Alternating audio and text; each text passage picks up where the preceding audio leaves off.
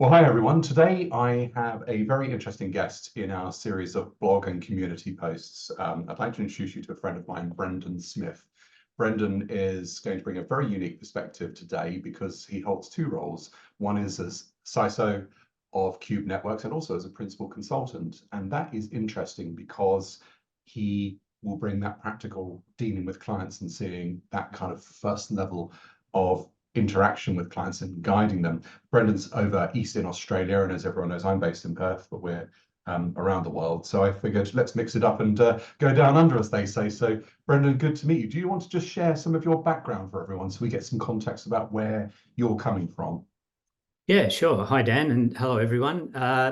As Dan says, my name is Brendan Smith. I work for a network integrator called Cube Networks as their CISO. But I've got about 20 odd years experience in the security space, working in finance organizations in the UK, working in health organizations, managed service providers, and various other, ASX top 50 organizations in Australia before joining Cube. Information security and cybersecurity has always been a passion of mine, and I see it very much as a vocation. And I'm really looking forward to this discussion and talking a little bit about what I've seen over the last few years and how I feel organisations can continue to fortify their defences. Thank you. And let's just jump straight in. It was very interesting. You said to me you were at a dinner last night and you were talking to a bunch of CISOs, and one of them said, we've had a pen test. That's been really great. Now let's look at our security. And I thought that was such a fascinating statement. Brendan, tell me more. Let's unpack that. Yeah. Look, you know that my view on pen tests has always been that they have, over the years, over the decades, they've offered tremendous value to organisations. Organisations have been able to demonstrate where they have strengths and weaknesses in their defences internally and externally. But my feeling is that over the last maybe 5 years, there's been quite a shift in the way that organisations have undertaken pen tests. And I think that statement really encapsulated it for me. I couldn't have put it better myself. This particular organisation had a pen test done. It was one that was done by a provider who worked from remotely to test their infrastructure. They produced a report which showed that, things all looked pretty good. But the individual who, was responsible for infrastructure and security didn't feel like, really it was something that was going to enable him to make that step change in his security. And so he was looking for someone who was able to look at the organization and stand alongside him and say, that's where the problems are. Those are the things you need to fix. And unfortunately, over the last, few years, I've seen too many organizations that rely on pen tests for compliance, pen tests by automated systems, pen tests in order to get a single, score figure that they can present to the board and show a chart going downwards. And I don't think that it's really helping. I don't think it's helping organizations become more secure. And when you look at, you read the news media as much as I do, we're just about on a breach of the day cycle at the moment. It seems like every day another breach gets reported. If all these organizations are getting pen tests and great scores, then the evidence would suggest that they're really not working as they should. That's interesting. Let's go straight into that bit, Brendan. What is, from your perspective, the root cause of those breaches then? If people are pen testing, why are we seeing breaches in that respect, given that they've got the great score or they've got the risk reduction or even relative risk reduction? What's going on? Well, I think most pen tests tend to, they focus on the thing that the pen tester is really good at. So if you have a pen tester who's, really good at, say, I don't know, cracking websites, and he'll look at how he can beat across, or run a cross-site scripting attack or beat input validation and pop a server or something like that. And if he can't do that, then all of the other testing that he does will tend, or she will tend to kind of work around that. It'll be, I've done that to 100% and everything else to 75. Unfortunately, for most organizations, what they need is testing, which is really holistic. It has to cover not only all of the, the parts that the pen tester is determined to do, but the organization has to be brave enough to set the scope wide enough to allow the pen tester to work everywhere. I've seen pen tests, or requests for pen tests where people say, oh, we want a pen test. These are the 12 IP addresses we want you to test. And that might be the only pen test they do that year. And we say, well, what about your Wi-Fi? Well, what are you doing about, a phishing attack against your team's infrastructure? What are you doing about, your test sites or your APIs? And they're like, oh, we'll get to them next year. We'll do them later. We have a cycle. Unfortunately, cyber criminals don't really work like that. They don't work on a vulnerability exploit cycle, or this year we're only testing, or trying to crack, input validation. Cyber criminals will go for the weakest point. And if the weakest point happens to be one that you haven't tested, then you're breached. And in most cases, where we read about breaches that have occurred, it tends to be, not so much because there's a vulnerability on a system, though that does happen a lot. It tends to be some other factor, and if you look at the recent breaches that Microsoft announced in their own environment, for example, no vulnerabilities as such, but they were the sorts of things that a really good pen tester might have found. So this is very interesting, isn't it? Because, you and I, on our last coffee chat and catch up, we were talking about controls and validation. And it seems to me that so much is going in the realm now of things outside of, one, that scope, two, that definition of what we call vulnerability, and breadth and cycle. So a couple of short questions in this area. Do you think that people are doing their annual test or their scope-driven test because that is what the market has kind of got into a cadence of, much as driven by budget and compliance cycles, Brendan, or? Yeah, I think the market definitely has got into that cadence. And, I've seen that, in my previous role, where we would literally get the knock on the door from the pen tester every June saying, okay, you do your annual pen test now, is the scope the same as last year? Yes. Okay, off you go. There we go. And, I think the market has picked up on that, but the market is only reacting to the client. And the clients are the ones who are saying, well, we have to do a pen test every year because PCI says so, or this regulator says so, the banking regulator or whatever says we have to do it, or whatever else. So there's those compliance drivers, and the drivers as well that come from things like the insurance industry, who might say, if you want your cyber insurance, we want to see your pen test reports. So I think that you do get into this compliance-driven cycle. I don't think that in most cases it's budget, frankly, because pen tests aren't that expensive, in the scheme of things, compared to the cost of a breach. So, I think that most organizations, if they truly believe they were getting value, they would find the budget for a pen test. And I've really never had an example of an organization that's gone, oh, that sounds a bit expensive, let's reduce the scope, or anything like that. I'm really glad you said that. So there's a couple of things, but it's the value of something. So we see a lot of environments where they're spending a fortune on SOC and a very small amount relative to pen test, because the perceived value is in the SOC, because it's a safety blanket. But then in that realm, we are then also seeing, and it's it's the done thing. You've got the scene, you've got your SOC, you've got your monitoring, you've got detect, response, blah. But the quality of SOC, let's just unpack that in a little bit. I'll make a note of that. But I just want to also highlight something else. You said clients are going to provider and asking for X. Do you think to some extent that our industry has also trained our clients that this is how you buy this stuff? It's a scope that you take off a shelf at an individual time. Because I think my personal challenge to my own thinking now is that our industry has trained our clients.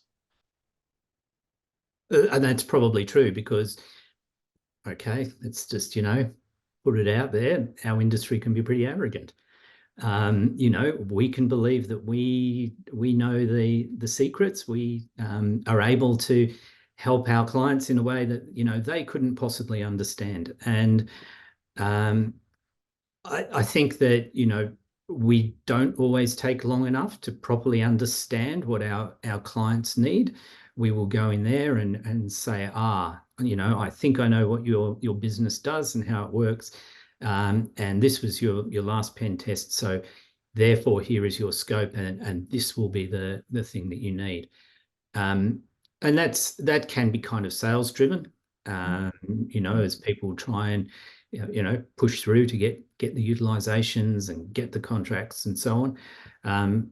But yeah, I think that is the case, that we have perhaps not educated the clients enough about what their scope should be, as opposed to what we want their scope to be. And those are two different things. I might want your scope to be, something that I can do in 10 days, and churn out a report with minimal amount of angst. But what the client might need is something that only takes an extra couple of days, but actually generates real value. And I think your use and pick up there of the word value is really important, because I believe that a really good pen test, and whether you call it a pen test or some other form of security assurance test, you've sort of got this spectrum from blue, purple, red, and pen tests are in there somewhere. When you have that, that spectrum, if they get a really good report, it can deliver incredible value in 10 pages. But how many pen test reports have you seen which are 40, 50 pages of screenshots? It's like, never mind the quality, look at the weight. It's like, and I think that also is a problem, or can be a problem in our organization. That helps me now explore an interesting concept around value, Brendan. So there is value in something, but then perhaps is the industry missing values in its approach? That human value.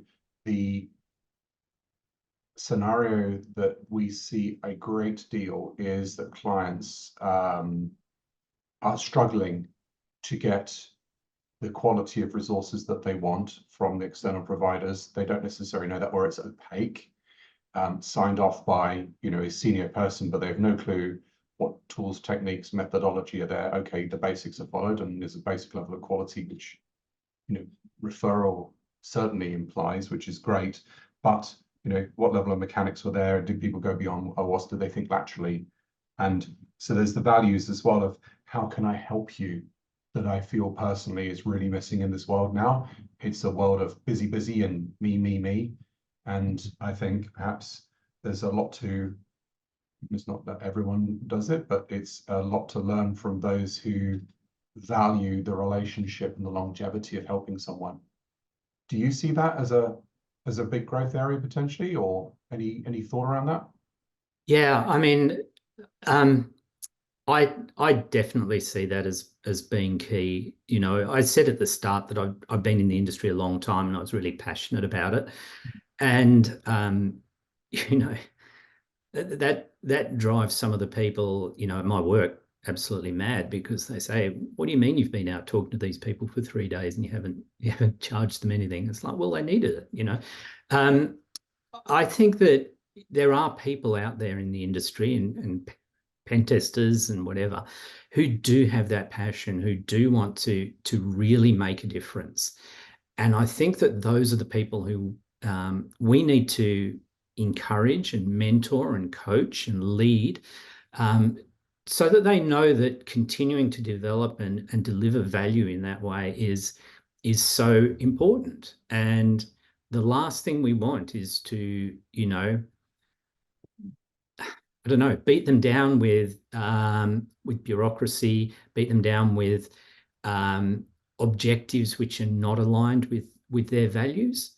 You know, we don't want them to turn into people who feel like all of a sudden they have a number or they have a target or whatever else.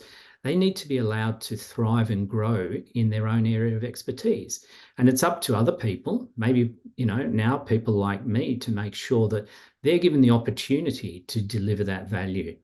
And so I see my role now as, providing a way that I can interpret exactly what the client needs and then allow the client to benefit from the expertise of others. I'm not a pen tester. Other people, that I know are. So my job is to make sure that the client is getting that value from those people. Now, if that means that, the client has to be educated as to what that value is and what it could be and should be, then that's my job. But it's not my job to just go in there and go, boom, there's a pen test, this will get you the tick in the box. If it's not delivering a meaningful improvement in their security posture or their governance maturity, I'm pretty big on governance, as you know, then we shouldn't be there. We can be there to, help and assist, but in terms of when we're actually delivering engagements and working with a client, then that's what we should be doing. We should be able to walk away at the end of it and go, we've done something. They're now better. I'm a big believer in Kaizen, the Japanese philosophy of continual improvement. And I always used to tell my team, every week we need to be a little bit better at what we do. And I think that that's the way we need to look at the way that our industry works with clients, so that whenever anyone in our industry works with a client, they should be leaving that client in a better state from a security point of view. That is seriously interesting. I know I keep using the word interesting, but there is no other word I have for it, because if I follow the trail then, so what I love about these discussions is I learn a huge amount. I get a wider perspective, I fill in gaps. It's so interesting. And I've written here, value leading to values, or values to help lead to the first, actually, care, passion, thus resulting in a quality, and quality thus also then resulting in better for that client. And I was going to ask, we've got, how do we now implement this into a world where client gets better and value through those values? And there is a school of thought, and it's quite trendy, isn't it, to move from a point project perspective to continuous. But everyone is scooping up the market share and trying to get bigger and grow faster by then automating all this. And then, my goodness, along is coming AI as well. So your views of what one would put into the bucket then, Brendan, of continuous and PTAS versus continuous from perhaps a more value and values-driven perspective. What do you think? Yeah, it's interesting because you went through all those words that you'd pulled out of the conversation. None of them were technologies. No, they were all around, as you say, values, working with people, and so on. Technology, to me, technology is a tool, and I am not at this stage not convinced by automated penetration testing tools. There's two types of those, I guess. One of them is sort of the glorified vulnerability scanners that are used by some organizations, where they just fire a bunch of vulnerability scans and send a bunch of good-looking reports and screenshots and whatever, and call it a pen test. And they do that every week or every month. And then the others are, a bit smarter, where they will test a number of different scenarios and pathways. And then at the end, they'll produce a score and they'll say, oh, you're 72. And, it's like, good. And you report that to your CIO and you say, oh, next week we're going to be 68. Oh, good. Okay, good. Trending the right way or the wrong way or whatever it is. Some of those aggregate risk scores, I think, can be useful, provided that you understand the domain that they relate to. So if you've got like your I think something like UpGuard or your Microsoft Security Score or whatever, everyone uses those as a metric or as a KPI, but they're very domain specific. And so if you say that's the domain, there's the things that I need to do to lift that score, then okay, cool. But penetration testing and security testing and red team isn't like that. It is far more abstract. It's far more individual and bespoke and specific, because a penetration tester will look at a system and then he'll look at 10 things, and one thing will look interesting and he'll look at that, and out of that there'll be 4, and one of those will be interesting, and then they'll all turn out to be dead ends, and then he goes down another path because he's only looking for one path in. He's not going to come back and go, oh yeah, your score for your web server is 17. And so I'm fairly and I have looked at it as as a possible service, but I just couldn't see a way that I really felt comfortable offering it, because at this stage with the technologies available, because to me it wasn't something where I felt like I was going to be able to really look a client in the eye and say, right, we're adding value here. You are better off through this service.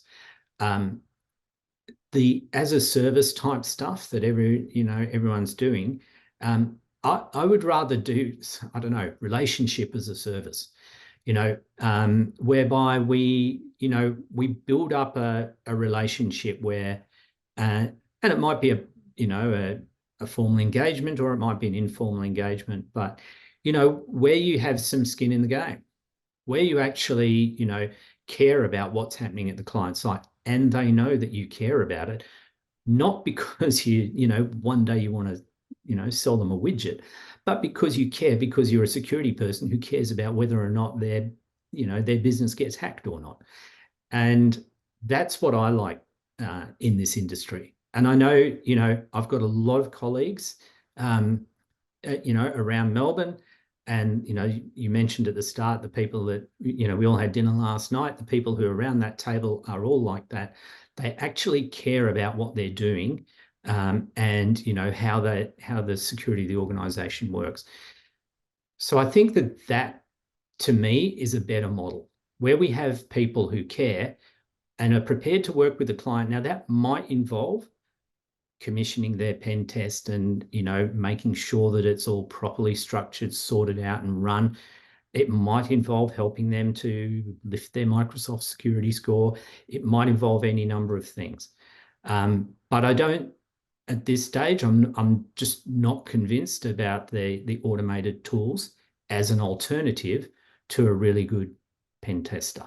It might be an adjunct, but that's just the way I see it at the moment. I would lean towards agreeing with you on that. I think it's a very articulate way of expressing it, Brendan. And one of the things that we have always taken a position of is to always remain agnostic in that respect. And that's in the realm of the provider to pull in as a managed service from somewhere. Not provider, sorry, the client. And I'm not downgrading the value of it, but it's the starting block, not the creativity and care that sits on top of this in these super complex systems.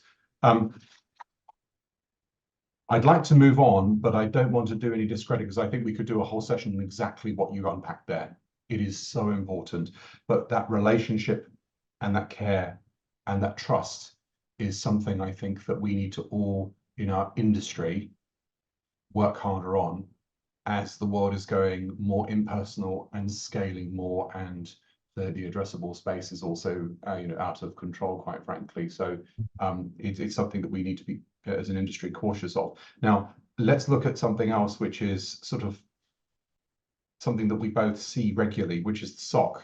I'll ask a really blunt question. How often do you see an effective SOC? Define effective. Look, I struggle to think of when I've seen an effective SOC, to be honest. I've been involved with SOCs. I've bought SOC services from managed service providers, some of the, the biggest organizations in Australia. We bought SOC services from them. The confidence that they gave me as a CISO was negligible. So Wow. I was not confident that they had my back, that I could sleep safe. And I don't think it's necessarily their fault. It's an incredibly hard thing to do, and it's a very hard thing to get right, particularly when you're a managed SOC provider and you've got a whole bunch of clients, and you've got goodness knows how many different sorts of telemetry that you're trying to ingest and integrate and correlate and whatever else. I mean, how many security tools there are out there. All of them will have a different log formats, my guess. So I don't think as I say, I don't think it's necessarily their fault. Even in-house SOCs, I think, struggle. And, I made a decision in my last role, and everyone said, oh, well, you're going to set up a SOC. And I said, no, I'm going to set up a security operations team, but not a SOC, because even though we were a large organization, we were not of a scale where we could properly run a 24/7 SOC, and which is why we ended up purchasing one from a managed service provider. So there are changes in SOCs that are happening. We're looking now at some of the managed XDR providers, and we see that some of those big providers are really making strides in using AI and using that to provide SOAR services. If I can mention a name, you can edit it out later if you like, but Palo Alto, their global SOC runs with 9 or 10 people or something, because they've automated everything within it and using lots of AI and ML. My point about that isn't that it's just very clever, but my point about that is, how on earth could any organization think that they could do that in-house? This is a global security provider that's getting telemetry from goodness knows how many thousands of firewalls, as well as their threat feeds, and they've got their own, threat intel units and all of that sort of stuff. They can bring all of that intel and telemetry to bear to decide whether or not something is a threat within your infrastructure. If you're setting up your own instance of a SOC, in downtown Melbourne, you aren't going to be able to really do something that comes even close to that. And they're one example, but I know that other providers are doing the same sorts of things. And so from my view now is that for most organizations, what they actually should be considering is a managed XDR solution, if they want to go down that path, and pay someone to take all of that telemetry and start building that security platform. I think Gartner talk a lot about that, having that security platform approach. I think that makes a lot of sense. And if I was, running in a corporate now, that's definitely what I'd be considering and doing. I don't think that SOC has fully delivered. And even if it did deliver, it is now extraordinarily hard for it to deliver, because, as you said, the attack surface is huge.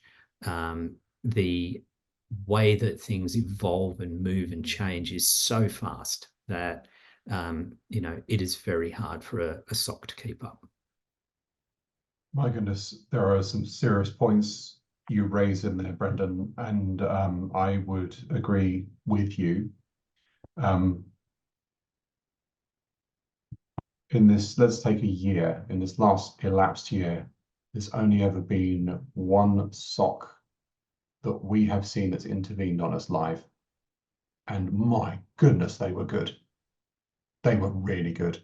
And as we were detecting things, they knew what we were doing. It was a red team, and they were closing things off. It was smart. We found it critical. We could not exploit it because It was just closed there and then. That was in California, and it was a technology company. That's all I can say, but it was good.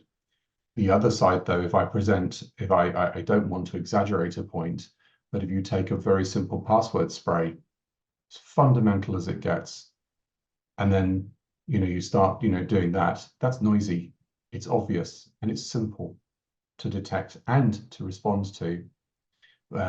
We've seen it become effective when a human's intervened, but it's just lucky that they were around at the time and they spotted it by inference. But then you start playing with geolocations and say, well, let's pop it in from geolocations that are not even possible within that organization. They don't operate in XYZ countries, and it doesn't detect that. So if it doesn't detect that, where is the ROI? Where is the value service on this? Because SOC services are expensive, and if it's not detecting the fundamentals, this is where the challenge is. So one of the things that we, in our kind of approach, which is very, very similar to yours, relationship building, is to explore with clients and say, what's bugging you around this particular area? And it's amazing when you ask that question, because suddenly it's like therapy. It all comes out because you've actually taken the time to ask someone, what's troubling you? Because the people in these orgs, as you know, they're very, very smart, and they've got very serious problems. And that's where that sort of kind of that value question really needs to be asked. So I now need to ask you another interesting paradigm shift question, which is this. Brendan, are we at the realm now where trying to detect everything is not the right approach? And I'm not just saying in terms of SOC, I'm now going back into bigger vulnerabilities and risks. And should we even be attempting to close everything? I'll just put a tag onto the end of that. Even if you find everything, and even if they had the budget to find it, or we're finding in industry that IT orgs don't have the resources to close them anyway, what on earth do people do now? That's interesting because, particularly if you look at, typical threat and vulnerability analysis, and looking at what are the vulnerabilities in your environment. Most organizations, even if they can enumerate them all, which they can't, generally don't have the resources or the capability. And capability can also extend to time, in the sense of, we need to shut down production servers to patch them. Oh, well, you can't have a change window for 3 months type thing. The capability to actually remediate and fix them in a reasonable time. Time to exploit now is really quick. So if there's a really good quality, vulnerability that gets announced with a high CVE, generally, if the cyber criminals like it, it'll be exploited, within a matter of days, and almost no one patches that quickly.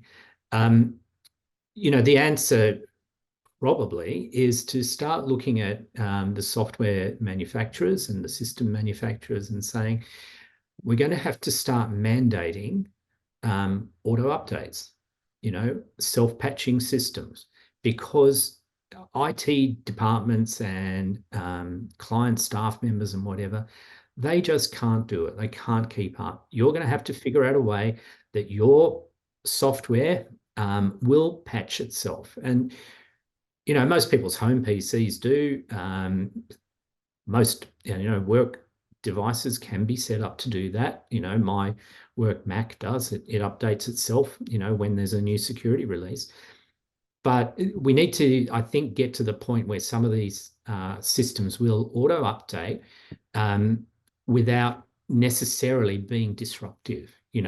Citrix systems have had a lot of vulnerabilities in the last month. They should be being auto-updated, not relying on an infrastructure engineer to figure it all out, download the patch, test it on a system, arrange a downtime, and then apply a patch. I don't think that we're ever going to get to the point where everything is patched and fixed and secure and so on. To me, the answer is not necessarily to give up on that, but to accept that that might be a reality, and to but I think that organizations need to look at the other parts of, and, call out one framework, the other parts of NIST. What is your respond and recover strategy? Great, you've built a detect and protect, but, IT teams are generally not, as focused on respond and recover. And part of the problem there is that recover requires interfacing with the business to understand the business impact and, how you get the systems back and all that sort of thing. So I think that maybe what we need is to increase the balance between the detect and protect and the respond and recover, or sorry, not increase the balance, readdress the balance, so that in the event that something is detected and, there is damage caused to a system, the organization can recover without catastrophic loss, without, what did someone euphemistically call it the other day, an unauthorized offsite backup of our data. So, we don't want too many of those. So yeah, I think that's one of the things that I talk to people about. Normally, that's something that I tend to talk to CIOs and executives about, is saying you need to be thinking about your response and recover stuff and telling your teams that that's important, because otherwise they're too busy running around trying to protect things. Before we wrap up, I've got a point question, and just give me a very brief view. Are we in a world now where we patch or we mitigate? Because it's always been this mentality of close things as opposed to compensating controls. They were always viewed as a sort of awkward word. Your thoughts? Yeah, I think that's true. I think people have forgotten that compensating controls can be just as effective. Stick it behind a firewall and not on the internet, and boom, half your problems have probably gone away. Doesn't work for your VPN concentrator or your web server, obviously. But yeah, I think compensating controls can be just as effective, so long as people understand and they're properly deployed. But at the same time, if it's a compensating control that's got to go out onto the 2,000 workstations in your organization, how good is your distribution mechanism to get that out there? Yes, you mentioned, actually just sparked a thought in the last couple of weeks. I had a very interesting discussion, which was, why are we giving people VPN access? Well, because it's secure, right? Interesting. So why are you giving them access to the network? They don't need it. It's not necessary. They need application access. There's other ways of doing that. Yeah. So what an interesting realm. So wrapping up here, Brendan, this is very interesting. Back to your colleague, in the last 24 hours, I go back to my notes here. We've just done a pen test. Now we need to start testing our security.